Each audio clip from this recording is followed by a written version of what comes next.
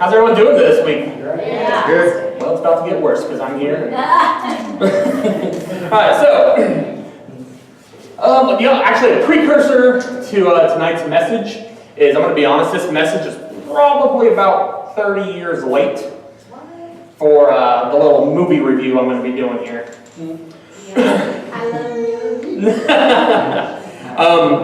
So basically here, I don't know, it's probably been a few months ago, a friend of mine had posted a message on Facebook, and it said, I wish somebody would Mr. Miyagi me.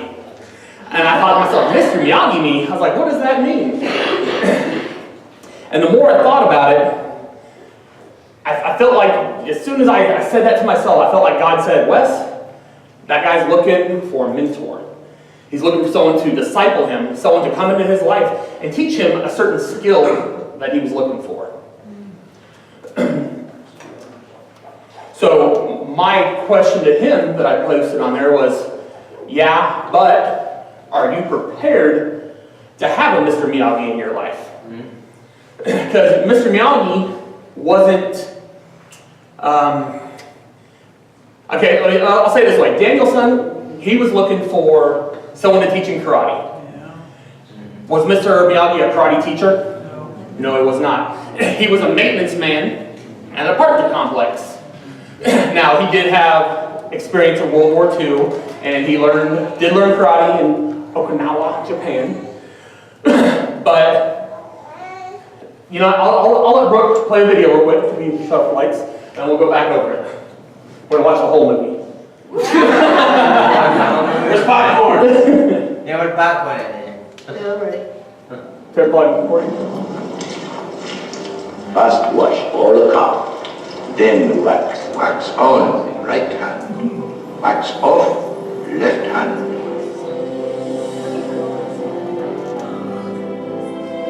Wax on, right hand, make a circle. Wax off, left hand, circle. Accomplish in defense. All in the wrist. Wrist out. Down. Right the circle. Left the circle.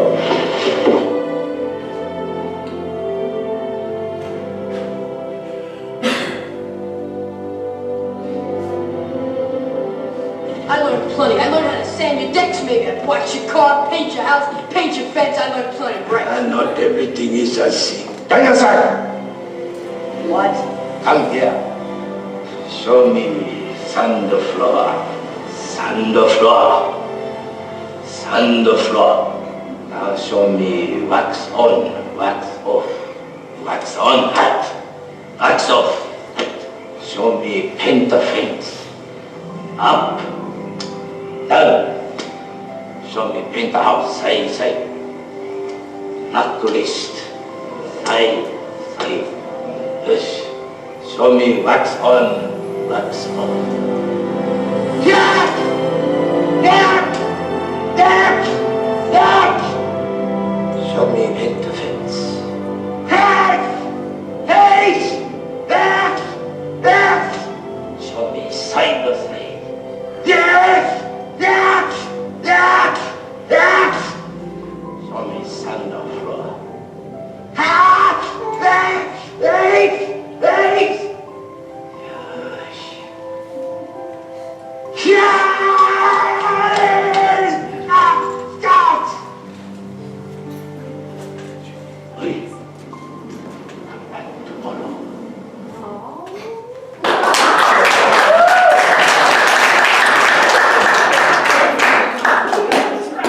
Alright, now let's all be honest. Who's going to go home and watch Karate Kid?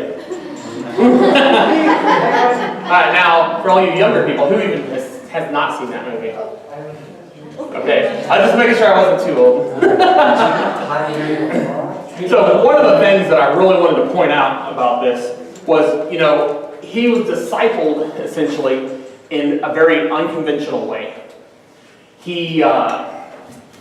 Miyagi, he didn't take him to a dojo. He didn't throw him in a gi. He didn't sit there and train him with fighting. He taught him in a very unorthodox manner. He was teaching him in a way that he didn't even realize he was being trained. So, and not only that, but did you guys notice he micromanaged him the whole time? He said, hey, you're not just gonna wash the car and wax it. He says, you're gonna wash it this way, and then you're gonna wax it this way. You're gonna sand the floors this way, and this way, or you're gonna paint. You're gonna get down and paint. He even did those things. And what he didn't realize is that he was being taught the skills that he yearned for, the skills that he needed, not only through service, but also through that fellowship, that friendship with Mr. Miyagi. So my question is, are you prepared to be Mr. Miyagi? Is your heart ready to serve underneath somebody who's going to be a mentor and who's going to teach you? And I think to really be discipled by somebody, you have to be willing to submit to them. You have to, and even a lot of those crazy ways that they're going to teach you, it's not your way, so it may seem ridiculous. But on the flip side, you have to be open and willing and trusting that person has the best interest for you, that they're not just using you. Not only that, but you also have to be humble, right? To really just say, I know everything, my way's the right way. Which is probably really hard in a Google generation. Because I'm just saying, anyone tells me something, I'm like, really? Let me check that out. Okay, you're right. And I myself have entered into a discipleship relationship with Pastor James. How long has it been? 4 years? It's been here this long, probably about 6 years. So you guys wonder why I'm a little. You know why? They got a drink here. Okay. Show me wax on, Daniel, son. No, that's on. Through that fellowship and that service of Pastor James, I've learned a lot of stuff. Some of it the right way, some of it the questionable way. But I've learned a lot of things from Pastor James. And one of the examples that I tell everybody about, which to me was the craziest thing I've ever even heard of, was how to use charcoal. Every movie I've ever seen growing up, they're like, the guy goes out, 6 a.m., and puts his charcoal bricks on there in a nice, perfect little pyramid, make sure you have the right airflow, you do all this stuff, and you put your fluid on there, and you let it soak, and then you light it. I've tried that my entire life, and it's always failed. And I remember at our very first church picnic, I think Pastor James sat there and watched me and laughed for a while before he came over. But I sat there and I kept trying to light it, couldn't do it. I guess my mentality at the time is I don't even need charcoal. If I have enough lighter fluid, I'll cook anything. But after I sat there and struggled with it, James is like, hey. He's like, what are you doing? And I was like, I'm trying to light this. And he goes, why didn't you just throw the whole bag on fire? He set the bag on fire. Yeah. I mean, as simple as that is, that was like the revelation of a lifetime.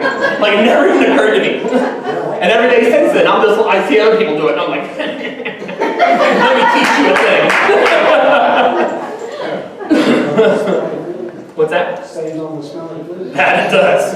Nobody likes their cheeseburgers that taste like ladder fluid, right?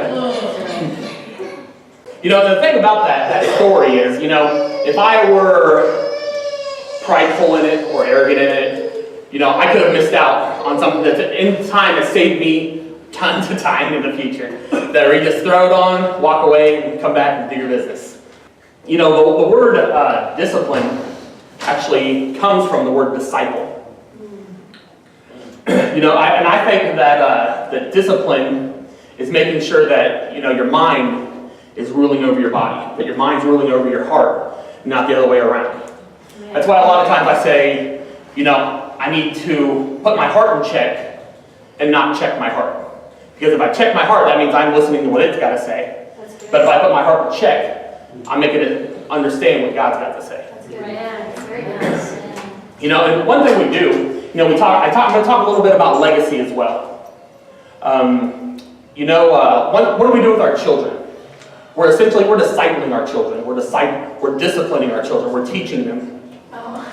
I seen a Facebook meme the other day that I thought was pretty interesting. It had this woman, she was riding on a subway car, and she had her kids sitting on her lap. They were both reading. And this guy walks up and says, hey, how do you get your kid to read so much? And the lady said, well, the thing is, our children don't listen to what we tell them. They mimic what we do. So my question is, if your kids aren't listening to you, what are you teaching them non-verbally that they're following? Not only that, to expand on that further, I got one person fainting because she's hot. Okay. Same thing with the church. What are we modeling to people that are coming into the church? What are we teaching them non-verbally with our interactions with each other? Something I kind of heard the other day, and I listen to a lot of audio podcasts online, listen to a lot of messages while I'm at work. Kind of keeps me occupied. And I heard a thing the other day that talked about LeBron James. He named his son after him, LeBron James Jr. And he said that is his biggest regret in his lifetime, was naming his son after him. Because, one, when you name somebody after you, there's an expectation to live up to that name.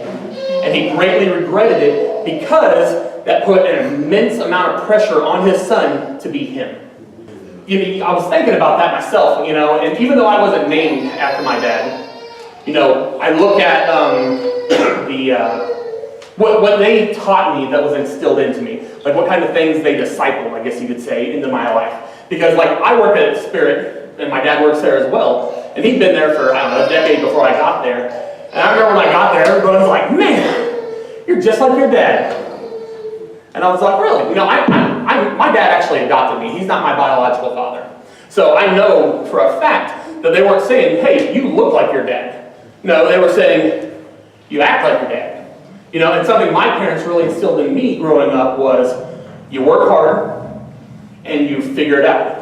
You can ask other people for help, but as soon as someone says, hey, I need you to do this, you don't run to somebody else and ask them how you do it. Put a little thought to it, see if you can figure out the answer for yourself, and grow from there. And the reason I kind of brought up this legacy, because it's a little bit off of, the message that we're talking about. But the thing is, we have to remember that we have been adopted into God's family. And the fact that that happened is we are now expected, we've taken on Christ's name. We're Christians. We're expected to strive for holiness. Talking a little bit about, the church discipleship, evangelism, leading people to the Lord. Evangelism without discipleship is how the church dies off. Yeah, that's true. By getting somebody saved and then just leaving them be, what's going to end up happening? They're eventually going to fall back into their old ways. Yeah. I remember, I'll say it this way.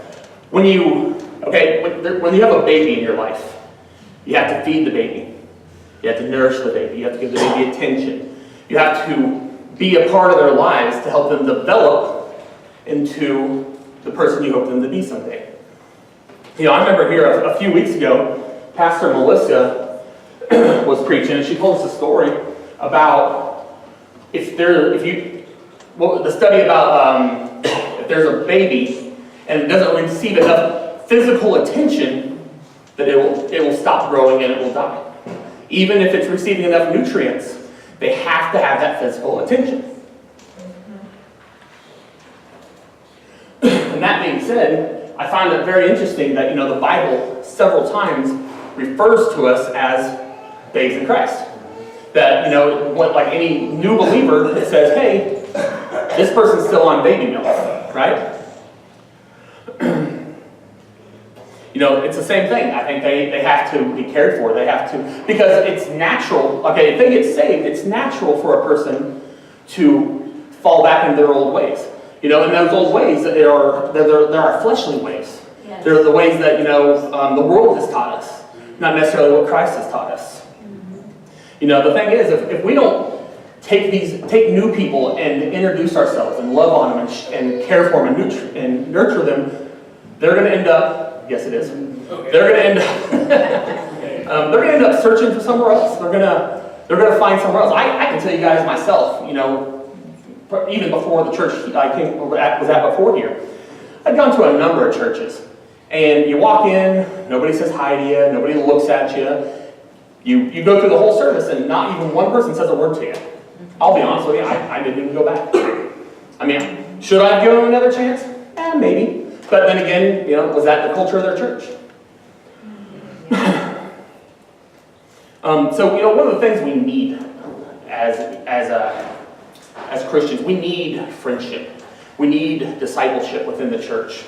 Yes. And the thing is, many times, James and Melissa, Brooke and I spoke a little bit last week about some of Brooke and I's troubles in our marriage and how we kind of started out, and a little bit of arguing. Just a little.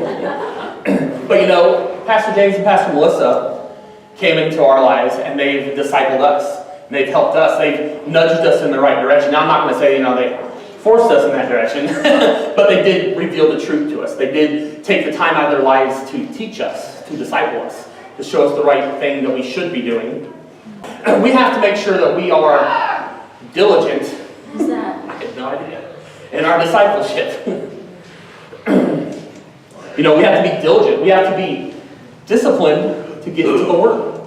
We have to make sure that we have to be diligent to read it, to research it, and to understand it in context, and not just, make the Bible say what we want it to say.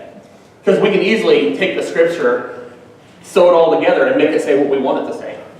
I mean, you can easily go through and make it say, hey, sin's okay, but it's not. And one of the things that I think I've even said this before, is, the church as a whole, I believe it has a biblical illiteracy. People are, they're coming to church and they're just listening to what's being said on Sundays.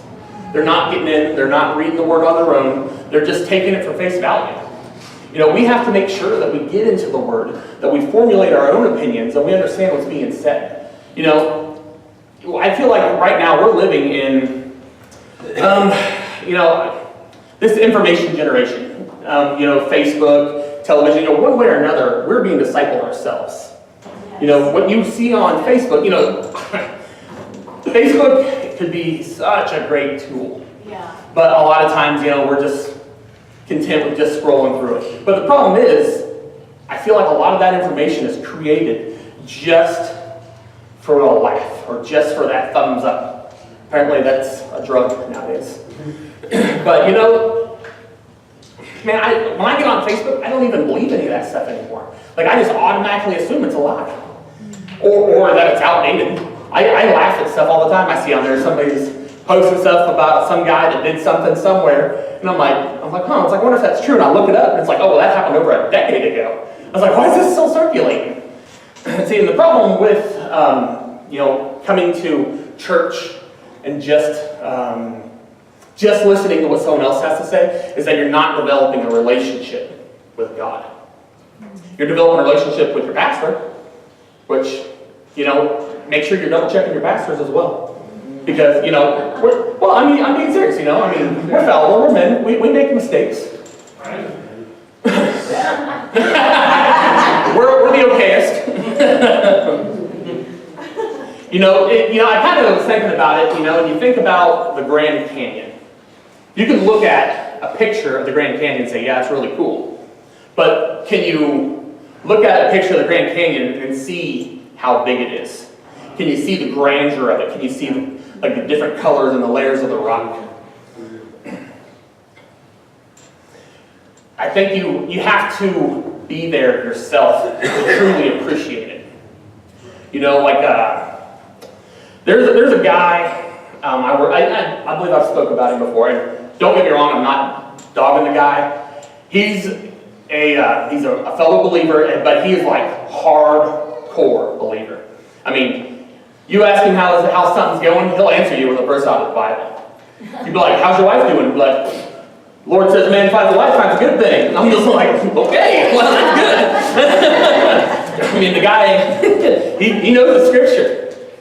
And I remember asking myself, I'm like, how do you get to that point where you're just so on fire for God that you want to have that kind of knowledge? I mean, I sat there and I was like, am I at that point? Am I at the point that I'm just so out there, the love for God, that I can't help but not to talk about Him? You know, and I felt like when I was praying that, I was like, God, it's like, help me to get to that point where I'm that in love with you. And I really felt like God said, Wes, if you want to love me that much, he's like, you got to get to know me.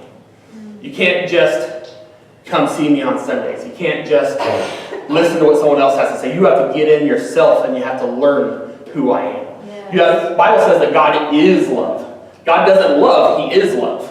Yes. You know, like if somebody in my life were to pass away, I would be heartbroken. I would be devastated because I love them. I know who they are. But you know, I remember when Robin Williams passed away. You know, I'll be honest, I was a little heartbroken. I was like, man, it's like I love Robin Williams. Man, he's one of my favorite actors. But I'll be honest, I didn't lose any sleep over it because I didn't know the man. I didn't know who he was. Many times, I guess, you know, I'll say since, actually even before, I guess I started, helped start at the church, helped, you know, be a pastor here. You know, I see a lot of, you know, I'll say seasoned Christians. People who have been Christians for 10 years who are still infants, who have a hard time even praying. And if that's you, I mean, I'm not dogging you at all, because I myself was there. I was saved probably for 15 years, and I didn't know the secret sauce to getting somebody saved. I couldn't like be like, hey, like I remember my aunt. She when my grandma passed away, she's like, hey, Wes, will you pray with me? She's like, I'm ready to accept God in my life, and I was like, sure. I was like, say. And then someone else had to take over because I didn't know what to say. I was locked up. I had no idea because I thought there was a certain prayer that I have to pray to be saved. But that's just it. There's not a secret sauce. There's not a special formula. Yeah. But you know, the fact that I didn't know that, partially my fault because I wasn't getting in the Word, but also I wasn't being discipled. I didn't have somebody in my life that was feeding into me, that was teaching me stuff. But I also wasn't looking for that person. Yes. You know, a lot of times I think when we come to church, you know, we start getting that impression that we're just spectators. Yeah. You know, it's like you're here watching a movie, but you don't think you think yourself as the audience. You don't think yourself as the actors in the movie. Yes. You know, I think we need to stop thinking of the Bible as a historical document, but maybe as an instructional manual for our lives to help increase our quality of life. Yes. I mean, because, you know, you've seen it millions of times. Money does not make you happy. You can buy stuff and it'll give you a little bit of pleasure for a while, but you know, I think Brooke said it last week, you know, we all have that God-sized hole in our lives that anything will fit into. But nothing will fill. Yes. You know, just like, I think it was last week when you did that little video about Evan Almighty. You know, you can pray for patience, but God's not going to give us patience. He's going to give us the opportunity to be patient. You know, same thing with discipleship. We have to ask. We have to humble ourselves enough to say, hey, I need help. Can you help me become the person that I'd like to be? Can you help me develop this particular skill set? You know, when I was up here talking about the Karate Kid and discipleship, I saw James. James didn't even know the message yet. He was like, I was like, yeah. I was like, I know, guys, it's the message. But you know, I remember when I first asked Pastor James if he would disciple me. I'll be honest, not at all what I was expecting. Not at all. Like I was 100% expecting like sit down, hardcore Bible study, let's learn it, let's do it, let's save people. And it's not what happened. You know, and just like in the video, it's not what Daniel-san expected, but he was learning it via life experiences.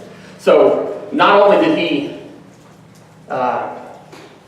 did he disciple me, but he has fellowshiped with me. He's taught me through life experiences along the way. He's taught me a lot of different things. That's good, Wes. You know, and last week, you know, I talked a little bit, you know, like I said again about Brooke and I and our struggle in the beginning. You know, and it's a very humbling experience to go to, at the time, a couple strangers and say, hey, we've got some problems. Can you help us out? I mean, I didn't mind it necessarily because I knew I was right.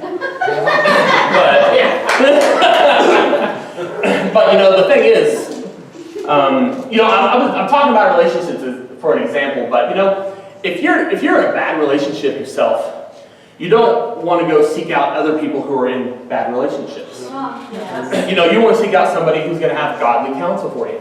Because, you know, like the thing I remember an episode, Brooke and I watched Last Man Standing, which I love that show. Yeah. But he, you know, the owner of the shop named Ed, I think he's been divorced like 5 times. I mean, why would you go to a guy who's been divorced 5 different times and say, hey, help me with my marriage? He's going to say, yeah, no problem, man, get divorced. Yeah, right. There's your help. You know, so you want to find somebody who's rooted in the Word, who's going to teach you, who's going to sow into your life. Now, if you have been in a bad relationship, not dogging anybody, don't take it that way. That's a small thing. Yeah, not at all. Talk a little bit about, you know, I guess this is,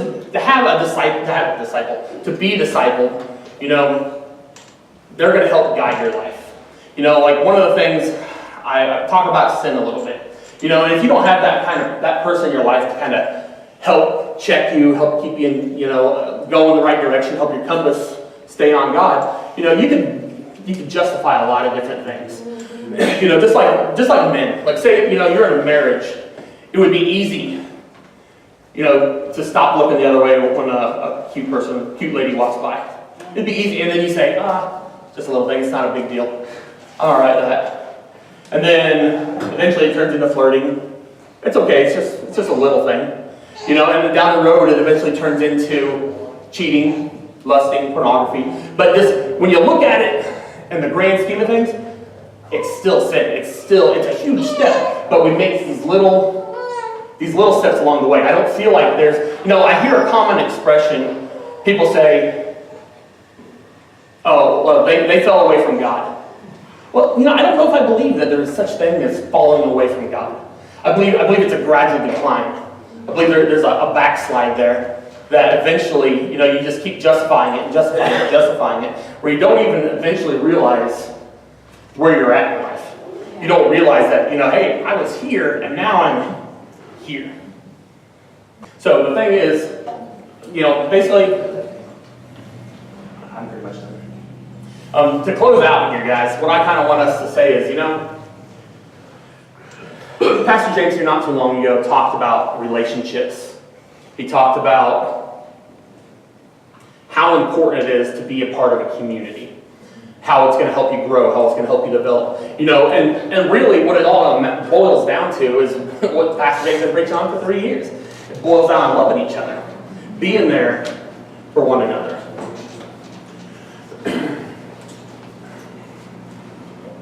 So I'll ask everybody today, you know, obviously don't say it out loud, just ask yourselves, are you ready to be beyond?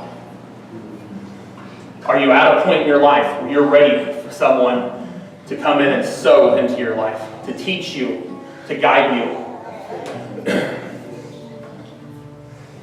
You know, God's ready for you to become part of this spiritual family. He's ready for you to step into His legacy, to live up to His name, to holiness, to seek out Him. So do me a favor real quick, everyone, lower your heads.